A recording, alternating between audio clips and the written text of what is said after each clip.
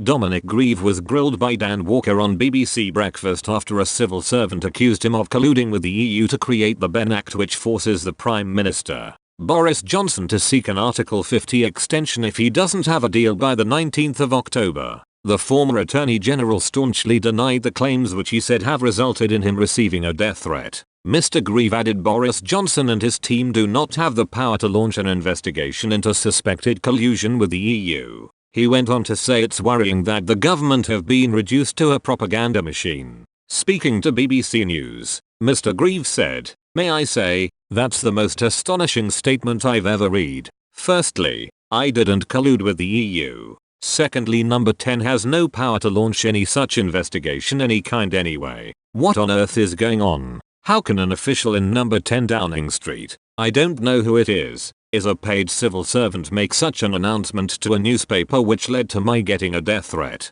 It's based on complete fallacy, and in any case it's suggesting number 10 has a rather totalitarian power that it doesn't have at all. What's happening when officials says these things? Does the Prime Minister step in and say this is nonsense? Does the leader of cabinet get involved? Nothing. This is a sign of real chaos. It really worries me to see the UK government reduced in this way to a propaganda machine. It's spewing out nonsense." Mr. Grieve's comments come as warned Boris Johnson will be sacked if he refuses to follow through with the Ben Act and requests an extension to Article 50 if that doesn't get a deal by the 19th of October. The former Attorney General explained in a hypothetical situation the Prime Minister would be forced out by the Queen if he refused to enact the law created by Remainers. Speaking on Sky News, Mr. Grieve said, "He will be taken to court and he will be told to write the letter as a matter of law. I suspect the courts would deal with it very quickly." Mr. Bolton went on to say, "What if Mr. Johnson says,